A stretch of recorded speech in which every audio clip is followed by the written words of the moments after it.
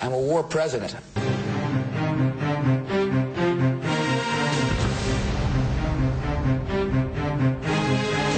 War on my mind.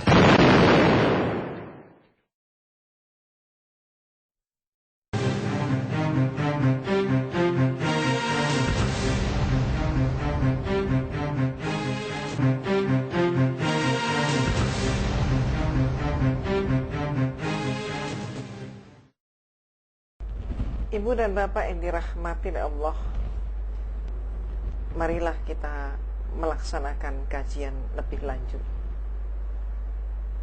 Apakah benar Islam mengajarkan terorisme dan kekerasan? Untuk itu, marilah secara objektif kita membuka kitab suci Al-Quran dan Al-Hadis. Kenapa? Karena justru Al-Quran dan Al-Hadislah yang dijadikan tertuduh. Namun kita juga membuka Bible. Mengapa kita membuka Bible? Karena George W. Bush lah yang menyatakan pemikiran tentang perang salib, menurut dia perang salib harus tetap berlanjut. Sementara kita pun bisa menyaksikan George W. Bush menyatakan bahwa dia menyerang Afghanistan, menyerang Irak karena diperintah oleh Tuhan. Bahkan perang salib dianggap sebagai perang suci, perang untuk membela Tuhan. Itu sebabnya kita buka pedoman umat Islam, kitab suci Al-Quran dan Al-Hadis, dan juga kita buka Bible secara objektif, kita telaah. Ibu dan Bapak yang dirahmati Allah, sebagaimana kita ketahui, kitab suci Al-Quran dan Al-Hadis adalah pedoman untuk umat Islam, dan Bible adalah pedoman untuk umat Kristiani. Umat Islam yang taat akan melaksanakan ayat-ayat Al-Quran maupun Al-Hadis. Umat Kristiani yang taat akan melaksanakan ayat-ayat di dalam Bible-nya. Perilaku umat yang beragama secara taat diwarnai oleh kitabnya. Maka coba kita telaah pedoman dakwah Islam yang dianggap mengajarkan kekerasan. Di antaranya hadis yang memerintahkan hukum bunuh bagi orang yang murtad. Kemudian juga hukuman bagi orang yang mencuri. Kemudian juga hukum cambuk atau rajam bagi orang yang berzina. Hukum kisos dan ayat-ayat tentang peperangan. Marilah semua itu kita saksikan dengan seksama. Kita amati lebih lanjut. Ada ayat-ayat tentang potong tangan baik di dalam Al-Quran maupun di dalam Bible. Di dalam kitab suci Al-Quran, Allah berfirman di dalam surat Al-Maidah ayat 38.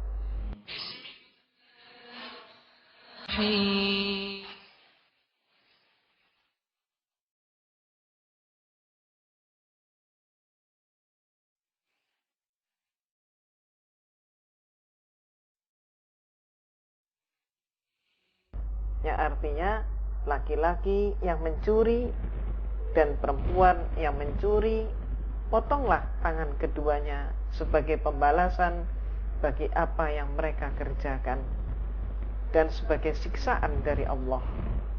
Dan Allah Maha Perkasa lagi Maha Bijaksana. Sedangkan ayat di dalam Bible yaitu Markus pasal 9 ayat 43 dan ayat 45. Bunyinya, dan jika tanganmu menyesatkan engkau, penggalah, karena lebih baik engkau masuk ke dalam hidup dengan tangan kudung daripada dengan utuh kedua tanganmu dibuang ke dalam neraka, ke dalam api yang tak terpadamkan. Dan jika kakimu menyesatkan engkau, penggalah, karena lebih baik engkau masuk ke dalam hidup dengan timpang daripada dengan utuh kedua kakimu dicampakkan ke dalam neraka. Setelah kita saksikan ayat Bible maupun ayat-ayat Al-Quran, Sementara banyak tuduhan bahwa Islam adalah agama yang mengajarkan kekejaman karena ada perintah memotong tangan bagi pencuri. Tapi ternyata di dalam Bible pun ada ayat untuk memotong tangan, memotong kaki. Namun permasalahannya, mengapa ayat di dalam kitab suci Al-Quran bisa dilaksanakan, sementara ayat dalam Bible walaupun ada ayatnya memotong tangan dan memotong kaki, bahkan mencungkil mata, itu tidak bisa mereka laksanakan. Barangkali tidak ada yang mau melaksanakan. Mengapa? Karena perangkat hukumnya tidak jelas. Kitab suci Al-Quran adalah kitab yang sempurna. Ibu dan bapak yang dirahmati Allah, demikian pula menghukum dengan cambuk dan rajam ada di dalam kitab suci Al-Quran dan ada pula di dalam Bible. Di dalam kitab suci Al-Quran kita bisa saksikan di dalam surat An-Nur ayat 2. Ayat inilah Allah berfirman, Bismillahirrahmanirrahim. الزانية والزاني فاجلدوا كل واحد منهما 100 جلدة ولا تأخذكم بهما رأفة في دين الله إن كنتم تؤمنون بالله واليوم الآخر وليشهد عذابهما طائفة من المؤمنين. Yang artinya perempuan yang berzina dan laki-laki yang berzina, maka cambuklah tiap-tiap seorang dari keduanya 100 kali dera. Dan janganlah belas kasihan kepada keduanya, mencegah kamu untuk menjalankan agama Allah. Jika kamu beriman kepada Allah dan hari akhirat, dan hendaklah pelaksanaan hukuman mereka disaksikan oleh sekumpulan orang-orang yang beriman. Bible pun berbicara tentang rajam. Hal ini dimuat dalam Imamat pasal 20 ayat 27. Apabila seorang laki-laki atau perempuan dirasuk arwah atau roh penahal, pastilah mereka dihukum mati, yakni mereka harus dilontari dengan batu dan darah mereka tertimpa kepada mereka sendiri. Ibu dan bapak yang dirahmati Allah, banyak sekali tuduhan Islam agama yang kejam yang memakai hukum rajam. Ternyata hukum rajam pun ada di dalam Bible. Sementara demikian pula dengan hukuman bunuh bagi orang murtad. Di dalam Bible pun ada, yaitu dalam kitab Keluaran pasal 22 ayat 20. Ayat ini akan digunakan apabila mereka sudah mencapai mayoritas, ataukah juga dalam perang salib dan sejenisnya ayat itu dipakai. Di dalam kitab Keluaran pasal 22 ayat 20 dinyatakan, siapa yang mempersembahkan korban bagi Allah kecuali kepada Tuhan sendiri, haruslah ia ditumpas.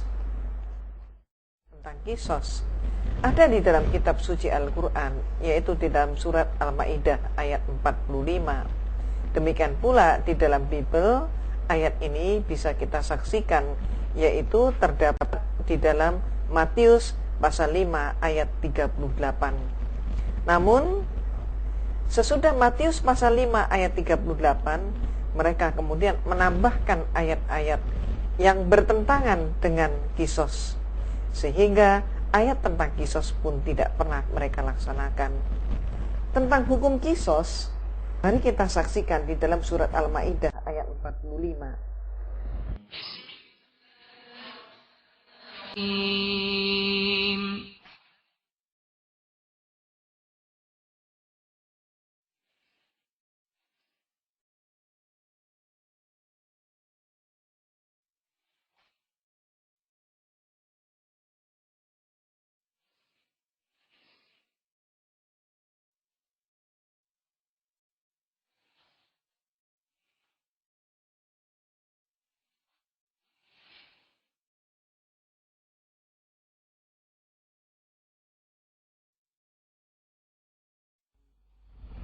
yang artinya dan kami telah tetapkan terhadap mereka di dalamnya, yaitu Taurat, bahwasanya jiwa dibalas dengan jiwa, mata dengan mata, hidung dengan hidung, telinga dengan telinga, gigi dengan gigi, dan luka-luka pun ada kisosnya.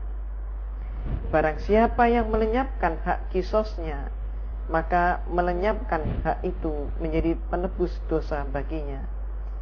Dan barang siapa tidak memutuskan perkara menurut apa yang diturunkan Allah, maka mereka itu adalah orang-orang yang zalim.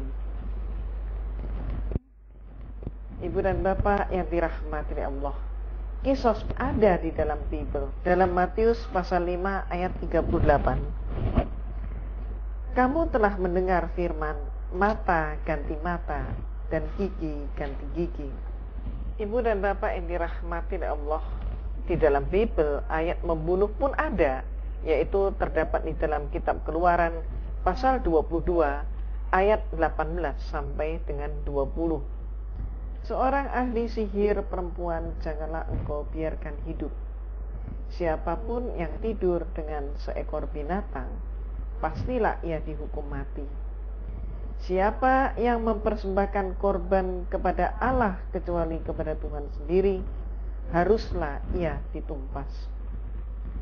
Haruslah kamu pelihara hari Sabat, sebab itulah hari kudus bagimu. Siapa yang melanggar kekudusan hari Sabat itu, pastilah ia dihukum mati. Sebab setiap orang yang melakukan pekerjaan pada hari itu, orang itu harus dilenyapkan dari antara bangsanya. Berkatalah ia kepada mereka, beginilah firman Tuhan Allah Israel. Baiklah kamu masing-masing mengikatkan pedangnya pada pinggangnya dan berjalanlah kian kemari melalui perkemahan itu dari pintu gerbang ke pintu gerbang, dan biarlah masing-masing membunuh saudaranya dan temannya dan tetangganya. Bani Lewi melakukan seperti yang dikatakan Musa, dan pada hari itu tewaslah kira-kira 3.000 orang dari bangsa itu. Kemudian berkatalah Musa, baktikanlah dirimu mulai hari ini kepada Tuhan, masing-masing dengan membayar jiwa anaknya laki-laki dan saudaranya, yaitu supaya kamu diberi berkat pada hari ini. Juga bisa kita lihat dalam Injil Lukas pasal 19 ayat 27. Akan tetapi semua seteruku ini yang tidak suka aku menjadi rajanya, bawalah mereka kemari dan bunuhlah mereka di depan mataku. Kata-kata tentang membunuh ada di dalam surah ayat 33. Bismillahirrahmanirrahim.